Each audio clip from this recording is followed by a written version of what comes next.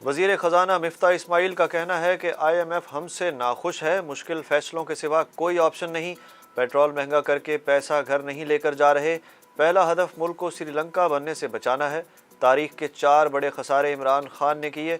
مفتاح اسماعیل نے وفاقی وزیر اطلاعات مریم اورنگزیب اور عائشہ غوث پاشا کے ہمراہ اسلام آباد میں پوسٹ بجٹ پریس کانفرنس کرتے ہوئے کہا کہ گزشتہ حکومت نے آئی ایم ایف سے معاہدے کے برخلاف فیول پر سبسڈی دی، عمران خان نے جعلی چیک کاٹ کر بھاگ جانے والی حرکت کی ہے۔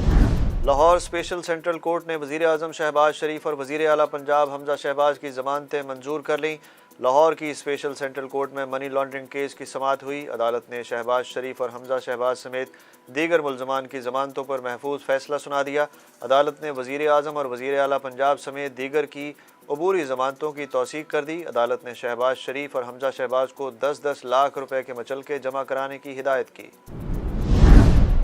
ناموس رسالت کے معاملے پر قومی اسمبلی میں بحث کرانے کا فیصلہ۔ وزیر اعظم شہباز شریف نے اسپیکر قومی اسمبلی راجہ پرویز اشرف سے پیر کو ہونے والے قومی اسمبلی کے اجلاس میں ناموس رسالت کے معاملے پر بحث کرانے کی درخواست کی۔ قومی اسمبلی اجلاس میں بی جے پی رہنماؤں کے توہین آمیز بیانات کی مذمت کی جائے گی۔ اپوزیشن کو بھی اجلاس میں شرکت کی دعوت دے دی گئی۔ پنجاب حکومت نے بجٹ منظوری کے لیے صوبائی کابینہ کا اجلاس 13 جون کو طلب کر لیا۔ پنجاب کے ترقیاتی بجٹ کا حجم 685 ارب روپے ہوگا۔ پنجاب حکومت 233 ارب روپے کے نئے منصوبے شروع کرے گی۔ پنجاب کا وزیر خزانہ کون ہوگا؟ فیصلہ ہو گیا۔ پیپلز پارٹی پنجاب میں وزارت خزانہ کے مطالبے سے پیچھے ہٹ گئی۔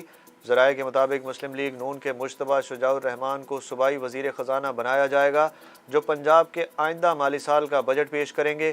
پاکستان پیپلز پارٹی کو کابینہ میں مزید 3 وزراء اور 2 مشیران کا قلمدان دیا جائے گا۔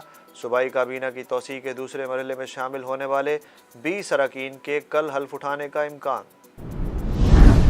تحریک انصاف کے وائس چیئرمین شاہ محمود قریشی نے کہا ہے کہ حکومت نے ضمنی الیکشن کے نتائج حاصل کرنے کے لیے حکمت عملی تیار کر لی ہے۔ اطلاع ملی ہے کہ 14 سیٹیں مسلم لیگ نون اور 6 دیگر کو دی جائیں گی۔ وزیر اعلیٰ پنجاب اپنی کرسی کو بچانے کے لیے انتظامیہ کو استعمال کر رہے ہیں۔ شاہ محمود قریشی نے ملتان میں میڈیا سے گفتگو کرتے ہوئے کہا کہ حلقہ پی پی 217 کے لیے زین قریشی کے کاغذات منظور ہو گئے۔ نون لیگ کے امیدوار کے خلاف الیکشن کمیشن نے ہمارے اعتراضات سننے سے انکار کر دیا۔ انہوں نے کہا کہ مانیٹرنگ آفیسر کو سرکاری امیدوار کی جانب سے الیکشن کمیشن کے کوڈ آف کنڈکٹ کی خلاف ورزی بارے ویڈیو جمع کروا دی ہے۔ میں اور میرے بیٹے نے کبھی نوٹ اور دھونس کی سیاست نہیں کی۔ معروف مذہبی اسکالر اور سیاستدان ڈاکٹر عامر لیاقت حسین کی اچانک موت کی تحقیقات جاری۔ پولیس نے ان کے گھر سے مختلف اشیاء تحویل میں لے کر فرانزک رپورٹ کے لیے لیبارٹری بھجوا دیں۔ تفتیشی حکام کے مطابق عامر لیاقت حسین کے گھر سے لیے جانے والے سیمپل لیبارٹری کو بھجوا دیے گئے ہیں۔ سیمپل کی رپورٹ 15 روز میں موصول ہوگی۔ پاکستان دورے پر آئی ویسٹ انڈیز ٹیم کے اینالسٹ کی اچانک طبیعت خراب ہو گئی۔ ویسٹ انڈین میڈیا مینیجر کے مطابق سینئر اینالسٹ ایونش سیتا رام کو رات سے پیٹ میں تکلیف کا سامنا تھا۔ سینئر اینالسٹ کو مانیٹرنگ اور ری ہائیڈریشن کے لیے اسپتال منتقل کیا گیا ہے۔ لاہور سے دبئی جانے والا طیارہ خوفناک حادثے سے بال بال بچ گیا۔ سول ایویشن ذرائع کے مطابق لاہور سے دبئی جانے والی نجی ایئر لائن کی پرواز سے پرندہ ٹکرایا۔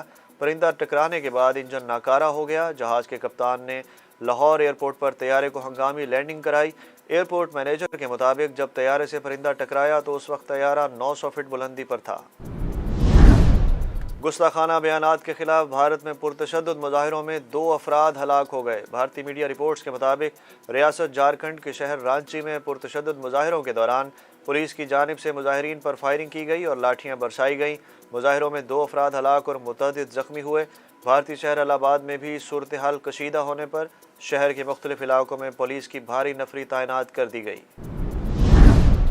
پاکستان نے دوسرا ون ڈے بھی جیت لیا۔ سیریز میں ویسٹ انڈیز کے خلاف 2-0 کی فیصلہ کن برتری۔ پاکستانی لیفٹ آرم سپنر نواز نے 4 کھلاڑی آؤٹ کر کے پاکستانی ٹیم کو فتح دلا دی۔ سیریز کا تیسرا اور آخری میچ کل کھیلا جائے گا۔ ملتان میں شدید گرمی کے باعث دونوں ٹیموں کا آج پریکٹس نہ کرنے کا فیصلہ۔